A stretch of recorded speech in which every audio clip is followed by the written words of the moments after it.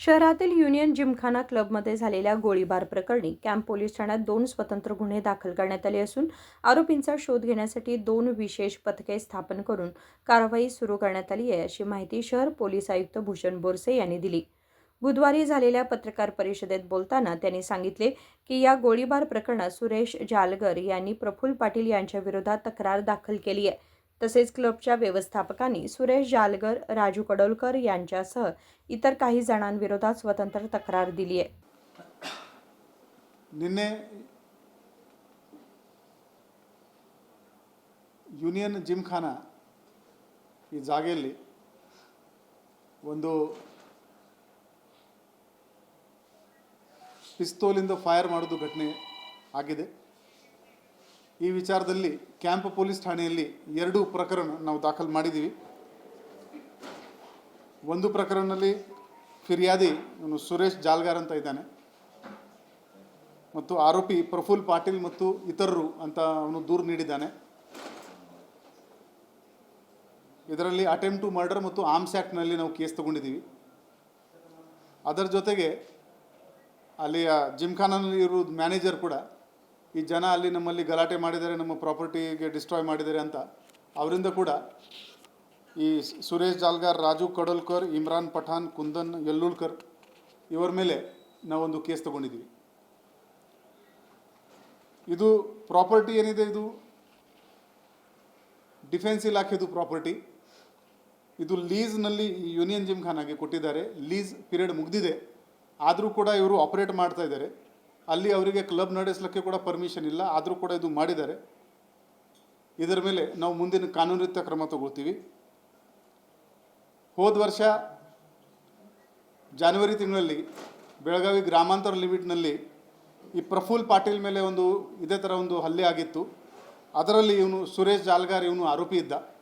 ಈ ಹಳೆ ವೈಮನಸ್ಸಿನಿಂದನೇ ಈ ಘಟನೆ ಆಗಿದೆ ಅಂತ ನಮ್ಮದು ಪ್ರಿಲಿಮಿನರಿ ಎಸ್ಟಿಮೇಟ್ ಇದೆ.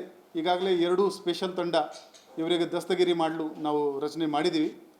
ಹಾಗೂ ಇದರ ಜೊತೆಗೇ ಪೂರ್ತಿ ನಗರದಲ್ಲಿ ಎಷ್ಟು ಕಡೆ ಕ್ಲಬ್ ನಡ್ತಾ ಇದೆ, ಅವರು DC ಅವರು ಏನು ಪರ್ಮಿಷನ್ ಕೊಟ್ಟಿದ್ದಾರೆ ಕ್ಲಬ್ ನಡೆಸಲಿಕ್ಕೆ, ಅದರದ್ದು ಪಾಲನೆ ಆಗ್ತಾ ಇಲ್ಲ.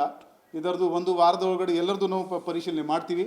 ಎಲ್ಲಿ ವಿದೌಟ್ ಪರ್ಮಿಷನ್ ಆಗಲಿ ಅಥವಾ ಪರ್ಮಿಷನ್ದು ನಿಯಮ ಬಾಹ್ಯ ಚಟುವಟಿಕೆ ಮಾಡಿಕೊಂಡು ಯಾರು ಮಾಡ್ತಾಯಿದ್ರೆ ತಕ್ಷಣವೇ ಅವರ ಮೇಲೆ ನಾವು ಕಾನೂನು ರೀತಿಯ ಕ್ರಮ ಜರುಗಿಸ್ತೀವಿ. ಇನ್ನೂವರೆಗೆ ಈಗ ನಮ್ಮದು 2 ತಂಡ ನಿನ್ನೆ ರಾತ್ರಿಯಿಂದ ಓಡಾಡ್ತಾ ಇದ್ದಾರೆ. ಬೇಗನೆ ಇದು ದಸ್ತಗಿರಿ ಆಗುತ್ತೆ, ಆಮೇಲೆ ಎಲ್ಲ ಡೀಟೇಲ್ಸ್ ಶೇರ್ ಮಾಡೋಕ್ಕೆ ನಮಗೆ ಅನುಕೂಲ ಆಗುತ್ತೆ. ಈ ಇಬ್ಬರು ಗ್ಯಾಮ್ಲರ್ಸ್ ಇದ್ದಾರೆ. ಇವರ ಮೇಲೆ ಸುಮಾರು ಗ್ಯಾಮ್ಲಿಂಗ್ ಕೇಸಸ್ ಇದ್ದಾವೆ. ಇವನ್ ಸುರೇಶ್ ಜಾಲ್ಗಾರ್ ಮೇಲೆ ಅಟೆಂಪ್ಟ್ ಟು ಮರ್ಡರ್ದು ಕೇಸ್ ಇದೆ ಹೋದ ವರ್ಷದ್ದು. ಅವನ ಮೇಲೆ ಇನ್ನೂ 5 ಕೇಸಸ್ ಇದೆ. ಈ ಕಂಪ್ಲೇಂಟ್ನಲ್ಲಿ ಯಾರು ವಿಕ್ಟಿಮ್ ಇದ್ದಾನೆ ಅವನ ಮೇಲೆ ಒಟ್ಟು 5 ಕೇಸಸ್ ಇದೆ. ರಾಬರಿ ಇದೆ, ಜೂಜ್ದು ಕೇಸ್ ಇದೆ. ಈ ಪ್ರಫುಲ್ ಪಾಟೀಲ್ ಮೇಲೆ ಕೂಡ ಹಳೆ ಕ್ರಿಮಿನಲ್ ಬ್ಯಾಕ್ಗ್ರೌಂಡ್ ಇದೆ. ಸೊ ಇದು ಎಲ್ಲ ನೋಡಿಕೊಂಡು ಬರೋ ದಿನಗಳಲ್ಲಿ ಇವರಿಗೆ ಗಡೀಪಾರ್ ಆಗಲಿ, ಗುಂಡಾ ಆ್ಯಕ್ಟ್ ಆಗಲಿ ಅದರಲ್ಲಿ ಕೂಡ ನಾವು ಇವ್ರ ಮೇಲೆ ಕ್ರಮ ತಗೊಳ್ತೀವಿ. ಅಂಥ ಆ್ಯಂಟಿ ಸೋಷಿಯಲ್ ಎಲಿಮೆಂಟ್ಸ್ ನಮ್ಮ ಬೆಳಗಾವಿ ಊರಲ್ಲಿ ನಮಗೆ ಬೇಕಾಗಿಲ್ಲ. ಇವರಿಗೆ ಹೊರಗಡೆ ನಾವು ಕಳಿಸ್ತೀವಿ ಅಥವಾ ಜೈಲಲ್ಲಿ ಕಳಿಸ್ತೀವಿ. ಮಾಡ್ಕೊಂತ ಹೋಗ್ತಾ ಇದ್ದಾರೆ ಸರ್. ಒಂದ್ ಕಡೆ ಸಿನ್ನೋಳಿ ಮಾಡ್ತಾರೆ, ಇಲ್ಲಿ ಏನಾದ್ರು ಟೈಟ್ ಆದ್ಮೇಲೆ ಸ್ವಲ್ಪ ಮಹಾರಾಷ್ಟ್ರ ಬಾರ್ಡರ್ ಹೋಗಿ ಮಾಡೋದು. ಈ ಪ್ರಫುಲ್ ಪಾಟೀಲ್ ಬರೀ ಗ್ಯಾಮ್ಲಿಂಗ್ ಅಷ್ಟೇ ಇಲ್ಲ ಸರ್, ಮಟಕಾ ಸದಕ್ಕೆ ಇವನು ಇದನ್ನ ಮಾಡ್ತಾನೆ ಅನ್ನುವಂಥದ್ದು ಈ ಹಿಂದೆ ಕೂಡ ಅವೆಲ್ಲ ಪರಿಶೀಲನೆ ಮಾಡ್ತೀವಿ. ಇಲ್ಲಿವರೆಗೆ ಏನಾಗ್ತಾ ಇದೆ, ನಾವು ಇವರ ಮೇಲೆ ಕರ್ನಾಟಕ ಪೊಲೀಸ್ ಆ್ಯಕ್ಟ್ದು ಸೆಕ್ಷನ್ ಪ್ರಕಾರ ಕ್ರಮ ತಗೊಳ್ತೀವಿ. ಇವರು ಫೈನ್ ಪೇ ಮಾಡ್ತಾರೆ, ಅದರಲ್ಲಿ ಜಾಸ್ತಿ ಶಿಕ್ಷೆ ಆಗಲ್ಲ. ಇನ್ನು ಮುಂದೆ ಇವರ ಮೇಲೆ ಆರ್ಗನೈಸ್ ಕ್ರೈಮ್ದು ಸೆಕ್ಷನ್ ಹಾಕ್ಕೊಂಡು ಲಾಂಗ್ ಟರ್ಮ್ ಇವರಿಗೆ ಹಿಂಡಲ್ಗ ಕಳಿಸೋದು ಪ್ರೋಗ್ರಾಮ್ ಮಾಡ್ತಾಯಿದ್ವಿ. ಅದರದ್ದು ಕೂಡ ಸೋರ್ಸ್ ಎಲ್ಲಿಂದ ತೊಗೊಂಡಿದ್ದಾರೆ, ಎಲ್ಲಿಂದ ಪರ್ಚೇಸ್ ಮಾಡಿದರೆ ಅಲ್ಲಿವರೆಗೆ ನಾವು ಇನ್ವೆಸ್ಟಿಗೇಷನ್ ಮಾಡ್ತೀವಿ. ರೌಡಿ ಶೀಟ್ ಆಲ್ರೆಡಿ ಇರಬೇಕು ಇವ್ರದ್ದು, ನಾವು ಚೆಕ್ ಮಾಡ್ತೀವಿ ಮತ್ತು ಬಾಂಡರ್ ಕೂಡ ಮಾಡ್ತೀವಿ. ಅದು ಅವರಿಗೆ ಅರೆಸ್ಟ್ ಮಾಡಿದ ಮೇಲೆ ಗೊತ್ತಾಗುತ್ತದೆ. ಈ ರಾಜು ಕಡೋಲ್ಕರ್ ಆಗಿರ್ಬೋದು, ಪ್ರಫುಲ್ ಆಗಿರ್ಬೋದು, ಕೆಲವೊಂದಿಷ್ಟು ಈ ಎಲ್ಲೂರ ಕಡೆ ಭಯ್ಯ ಅಂತೇಳಿ ಒಬ್ಬ ಫೇಮಸ್ ಇದ್ದಾನೆ ಸರ್, ಅವನಾಗಿರ್ಬೋದು, ಇವರೆಲ್ಲರೂ ಕೂಡ ತಮ್ಮ ಏರಿಯಾ ಡಿವೈಡ್ ಮಾಡ್ಕೊಂಡು ಪ್ಲಾನ್ ಮಾಡ್ಕೊಂಡು ಗ್ಯಾಮ್ಲಿಂಗ್ ಆಡಿಸೋದು, ರಮ್ಮಿ ಅಂತೇಳಿ ಇದನ್ನ ಮಾಡ್ತಾರೆ, ಒಳಗಡೆ ಗ್ಯಾಮ್ಲಿಂಗ್ ಮಾಡಿಸ್ಕೊಳ್ಳೋದು, ಈ ತರ ಎಲ್ಲ ವ್ಯವಸ್ಥಿತವಾಗಿ ನಡೀತಾ ಇದೆ.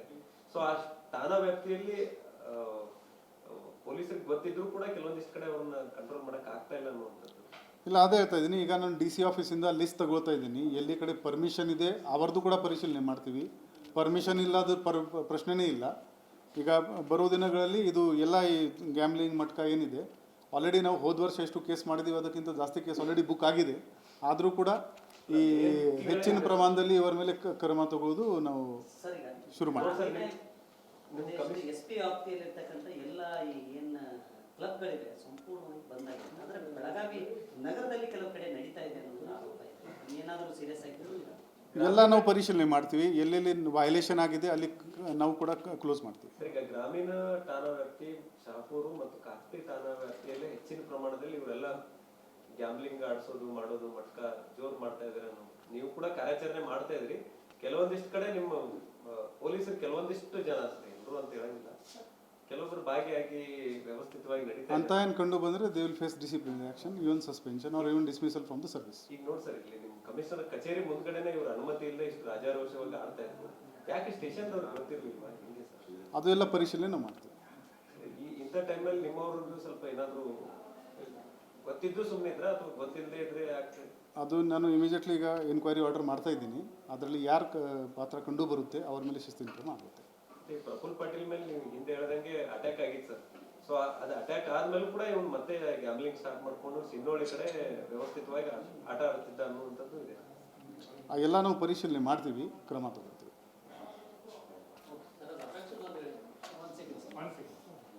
या प्रकरणातील आरोपींना अटक करण्यासाठी काल रात्रीपासूनच 2 विशेष पथकांनी शोध मोहीम सुरू केली आहे.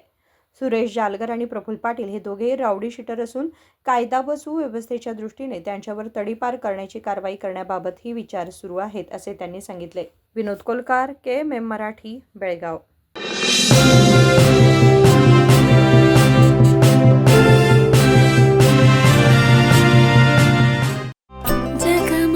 ಜಗಮಗ ಹೊಳೆಯುವ ಕಣ್ಣುಗಳು, ಹೃದಯದಿ ಹರುಷದ ಅಲೆಗಳು.